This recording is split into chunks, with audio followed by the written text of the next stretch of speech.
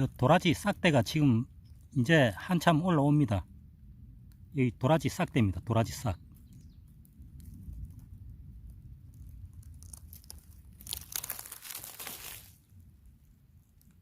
요건 잡초가 아니고 도라지 싹입니다.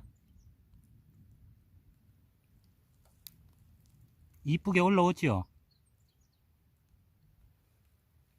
잡초는 다 이렇게 제거를 해줘야 됩니다. 양분을, 도라지 양분을 뺏어 먹기 때문에 잡초를 제거를 해줘야 돼요. 그래야 도라지가 잘 자랍니다.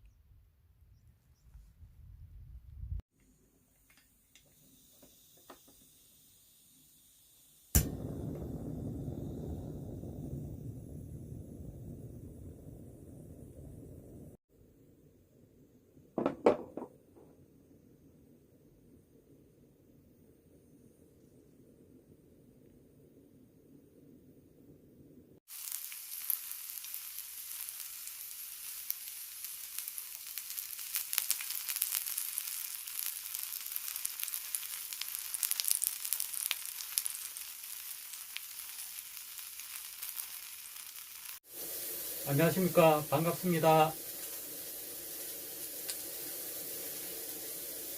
요새 이제 봄이 되다 보니까 농촌에도 이제 바쁘기 시작합니다.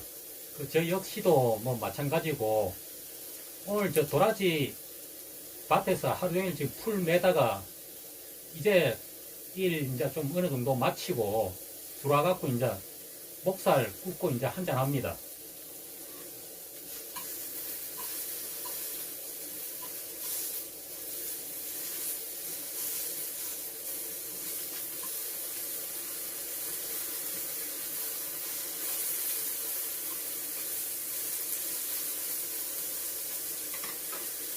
근데 가끔 이제 유튜브에 계신 분들이 도라지 농사에 대해서 가끔 이래 한 번씩 물어보는 분들이 계신데 도라지 농사가 대체적으로 쉬운 작물이 아니냐고 얘기를 하시거든요. 근데 이게 개인마다 좀 생각하는 차이가 좀 틀립니다.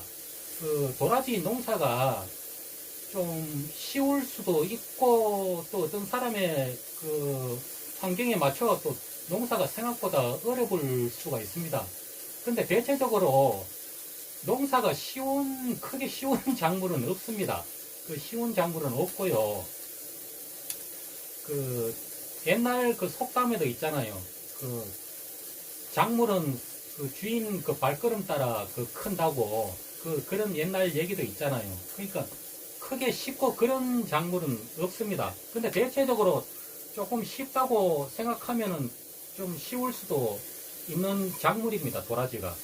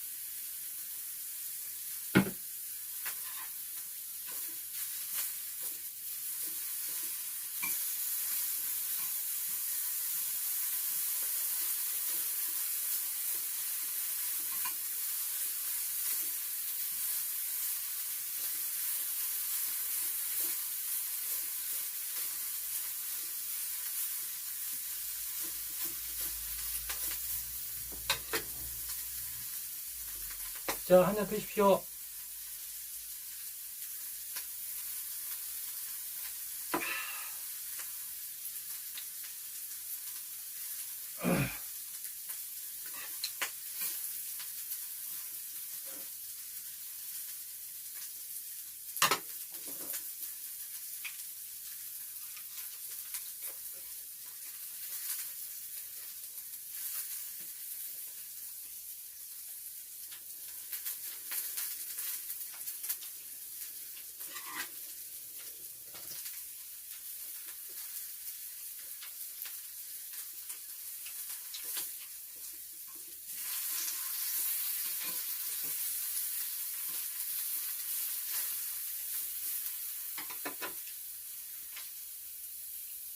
근데 도라지 농사가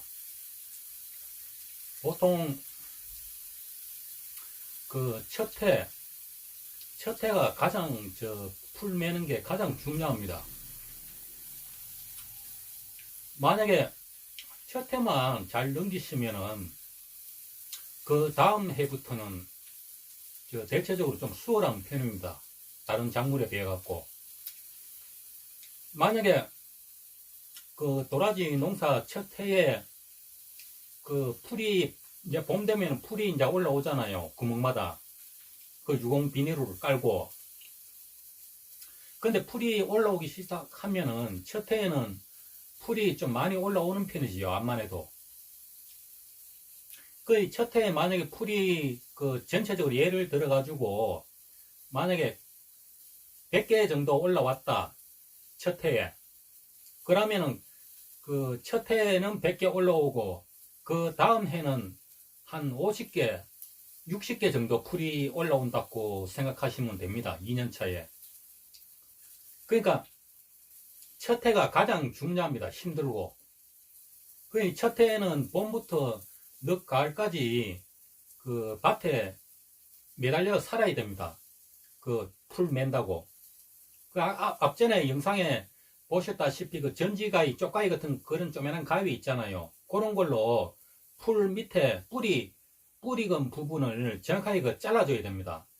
그렇게 제대로 안 잘라주면은 풀이 그 위에만 대충 잘라주면 풀이 또 올라오거든요. 그러니까 한 번에 정확하게 그 뿌리건 부분을 정확하게 잘라줘야 그 뿌리가 완전히 그 끊어져 갖고 썩고 그 썩으면서 그 뿌리는 그 밭에 양분으로 남고 그 풀은 다시는 안 올라옵니다.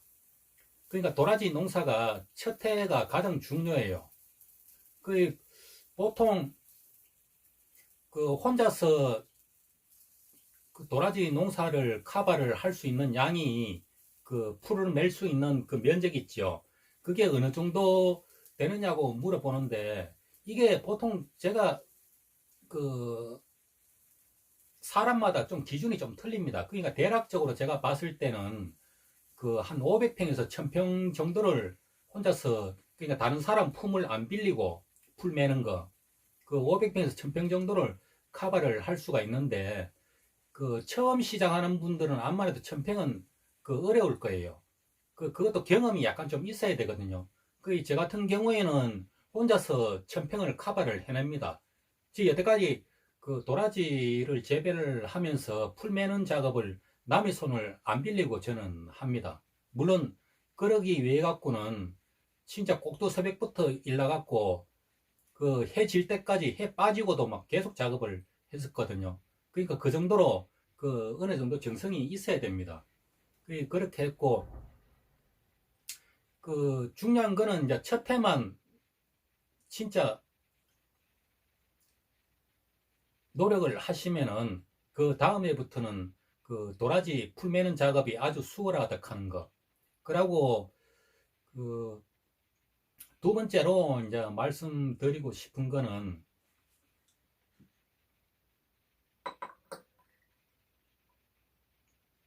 그 도라지 농사를 처음 하실 때 그 어떨 적에는 그 묵은 밭 있잖아요. 몇 년씩 뭐 4년, 5년씩 묵었는 밭.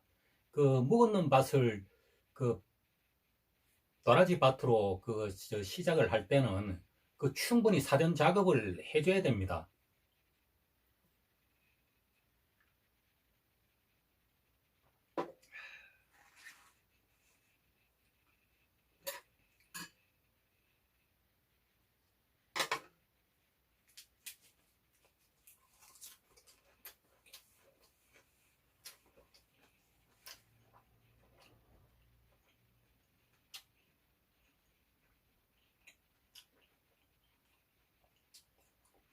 아따, 풀 매는 게 이게 쉬운 일 아닙니다.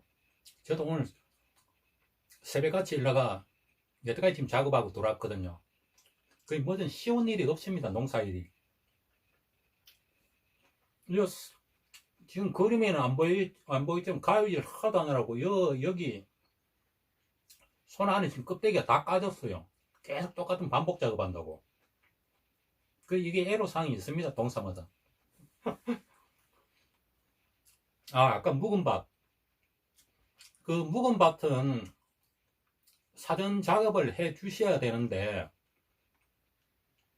그 묵은 밭에 도라지 밭으로 개간을 할 때는 그 필히 사전 작업을 잘 해 주셔야 되는 이유가, 그동안에 땅이 묵어 있었잖아요. 그 각종 잡풀에 대한 그 씨가 그 엄청나게 떨어져 있단 말입니다. 근데 그걸 봄에 바로 갈아엎어 갖고 거기 도라지 씨 뿌리고 작업하면은 그동안 묵어있던 밭에 그 떨어진 씨앗들 있죠. 보통 일반 밭보다 배 이상 그 잡풀들이 올라옵니다. 그러니까 그 감당을 못해요. 그런 식으로 작업해버리면은. 그러니까 묵은 밭 관리, 만약에 임대나 뭐 밭을 하나 얻었을 때는 그에 바로 작업을 하지 마시고, 한 해를 다시 묵는 한이 있더라도 그러니까 만약에 원래 그 도라지 밭을 이제 만들려고 이제 작업을 시작을 하잖아요. 그럼 그 트랙터로 밭을 전체를 한번 갈아엎으세요. 그러니까 원래는 도라지 농사를 안 짓더라도 밭을 만들어야 되거든요. 그 밭을 한번 싹 갈아엎고, 그 비료, 그 퇴비를 넉넉하게 이제 한번 주시고, 로타리를 한번 치세요. 그렇게 한번 작업을 해주면은 그 씨가 암만 해도 많이 죽습니다. 그렇게 막 한번 갈아엎어 주면은. 그러고 그 늦가을에 그 트랙터로 다시 한번 그 로타리를 쳐주면은 그 풀들이 많이 좀 죽거든요. 그렇게 사전 경지 작업을 하신 다음에 다음 해에 이제 그 도라지 밭 두둑을 만든 다음에 그 도라지 씨 뿌리고 작업을 하시면은 묵은 밭도 풀이 생각보다 적게 납니다. 그 도라지 그 밭 하실 때는 묵은 밭이라고 했고 무조건 바로 로타리 작업하고 그에 바로 도라지 씨 뿌리면은 그 묵은 밭에서 나오는 풀들 때문에 감당을 못 합니다. 그러니까 묵은 밭을 만약에 도라지 밭으로 하실 경우에는 그 해에는 무조건 될 수 있으면 도라지 작업하지 마시고 밭 만든다 생각하시고 한 최소한도로 2번 정도는 갈아엎어 주세요. 그래야 풀들이 그 힘을 못 씁니다. 그렇게 하면은 아무래도 훨씬 좀 나을 거예요.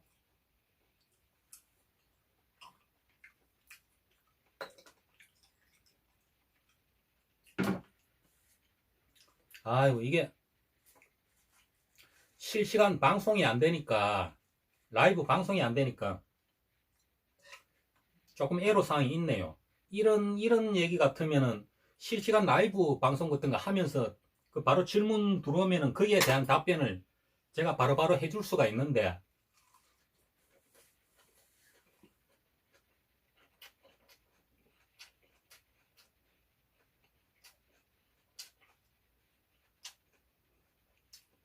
이제 지금 700명인가 구독자 수가 그렇게 됐거든요.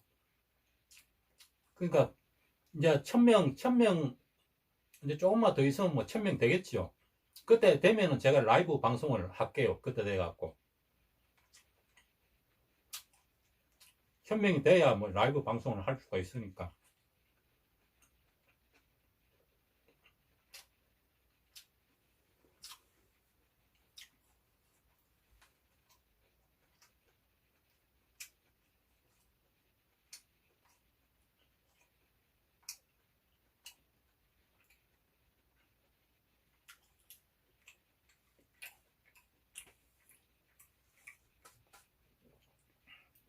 거기 보면은 제가 암만 해도 겨울에는 조금 한가하거든요. 그러니까 캠핑도 크게 구애 안 받고 막 자주 다니고 그랬는데,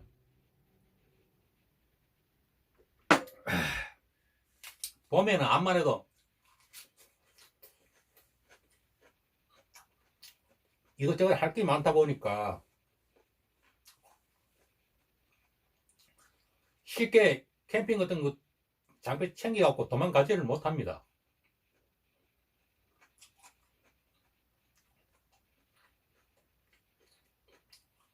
노는 것도 열심히 놀아야 되지만 일부터 우선 잘해야 되잖아요. 그 할 거 다 해놔 놓고.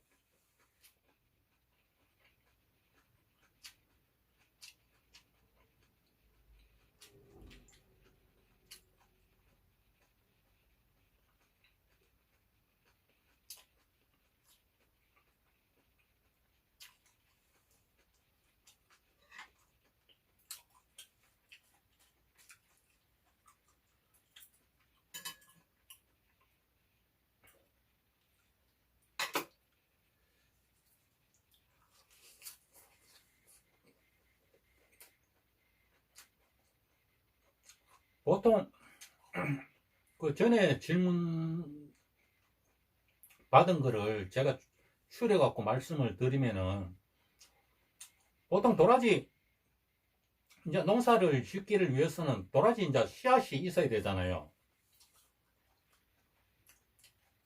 근데 그 도라지 씨앗이 거의 2년짜리, 그러니까 도라지가 그 크기 시작한 지 성장한 지 한 2년째 되는 도라지 씨앗에서 받았는 거, 될 수 있으면은 그 씨앗에서 저 씨앗을 받아갖고 사시든지 그렇게 해갖고 그 씨앗을 뿌려줘야 발화가 잘 됩니다. 보통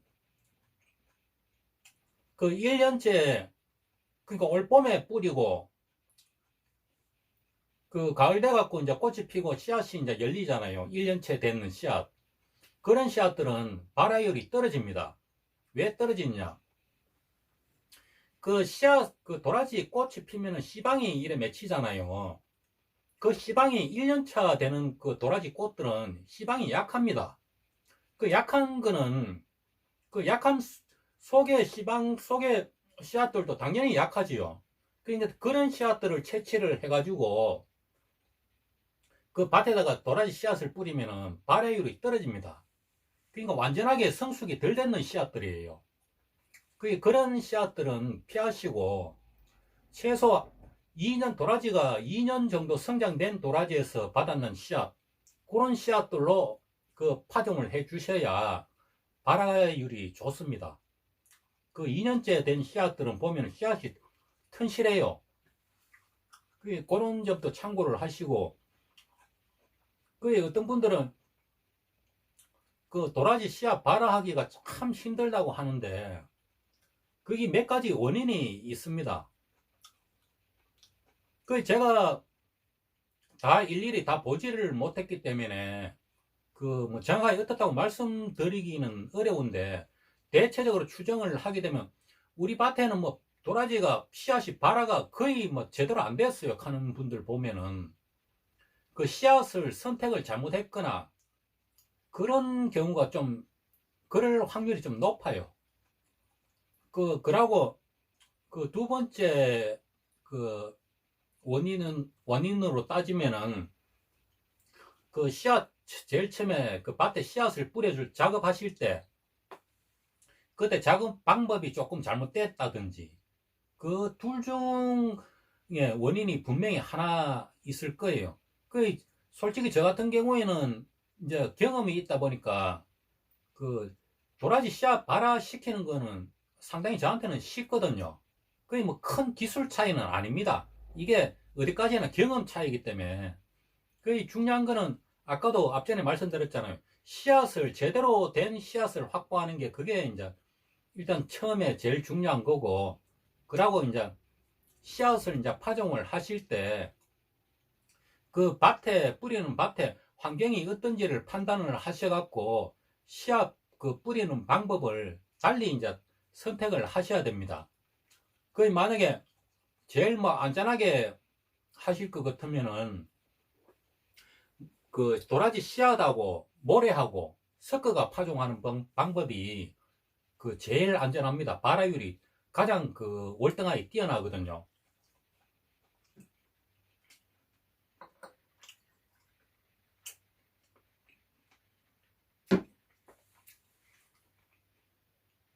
그 모래하고 도라지 씨앗하고는 비율을 어떻게 맞추느냐? 저 같은 경우에는 만약에 그 씨앗 뿌리는 방법이 몇 가지가 됩니다만은, 만약에 모래하고 파종을 할 경우에는, 만약에 도라지 씨앗을 1로 잡았을 때, 모래는 9, 아니면은 도라지 2로 잡았을 때는 모래는 8, 이런 식으로 그 혼합을 해줍니다. 모래하고 그 도라지 씨앗하고. 근데 모래하고 혼합을 해줄 때는 그 바다에서 나온 모래, 채취한 모래는 절대 하시면 안 됩니다. 그 모래 같은 거 사실 때에도 분명히 그 강에서 채취한 모래를 하셔야 돼요. 그 모래를 이제 비율로 섞어가지고 그 반죽을 잘 하셔갖고 구멍 그 사이사이 있잖아요. 그 구멍 사이사이에다가 한 줌씩 지고 조금씩 엄청 뿌려주면 됩니다. 그렇게 그런 비율로 해주시면은 한 군형에 보통 정상적으로 한 3개에서 한 5개 정도 그 발화가 됩니다. 대체적으로. 그러니까 모래하고 섞으면은 발화가 잘 되는 그 이유가 모래 자체가 습기를 머금고 있잖아요. 그리고 씨앗을 그 감싸고 있기 때문에 그 휴먼 발화가 빨리 돼요. 그 모래가 그 씨앗을 감싸고 있기 때문에 그 이유가 가장 높고, 그리고 땡볕이라도 그 모래 사이에 이제 그 씨앗이 있기 때문에 습이 다른 거보다 습이 오래 유지가 됩니다. 습이. 그래갖고 그러고 또 만약에 이제 봄바람이라 그래가지고 봄에 또 바람이 또 세게 불고 그런 영향도 있잖아요. 그러니까 도라지 씨앗 같은 경우는 원체 잘다 보니까 바람에 좀 날리는 영향이 있을 수도 있어요. 그러니까 모래하고 섞어버리면은 그런 것도 이제 사전에 이제 그 막을 수가 있고 하니까 그런 파종법이 그 뭐 여러 가지 파종법 중에 발화율만 따진다면은 모래를 섞어갖고 하는 파종법이 그 가장 좋습니다. 발화율을 높이는 데 대해 갖고는. 그런 점도 그 참고를 하시면 되겠습니다.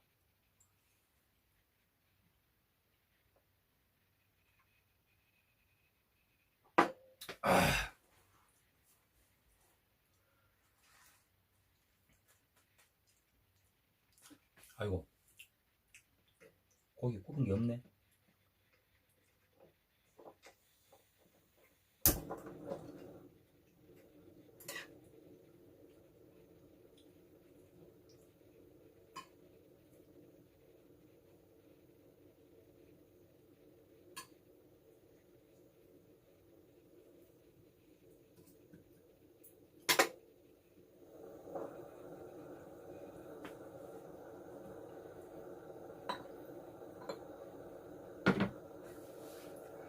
다음에는 제가 시간 날 때 그 도라지를 좀 그 도라지 밭 만드는 그 방법에 대해 갖고 제가 한 말씀을 드릴게요. 도라지는 밭 만드는 과정도 참 중요하거든요. 물론 씨앗도 잘 사는 것도 중요하지만은 도라지가 잘 클 수 있도록 그 밭을 잘 만들어 줘야 도라지가 성장을 참 진짜 잘합니다. 보통 이래 보면은 그런 걸 조금 놓치고 그 키우시는 분들이 있는데, 거기에 대해서 제가 다음에 또 한번 말씀을 한번 드릴게요. 아이고, 새벽부터 막 풀 메고 했지만 허리가 조금 아픕니다. 다음에 이제 또 시간 날 때 제가 한번 또 말씀을 드릴게요. 오늘은 여기까지 하고 마치겠습니다. 고맙습니다.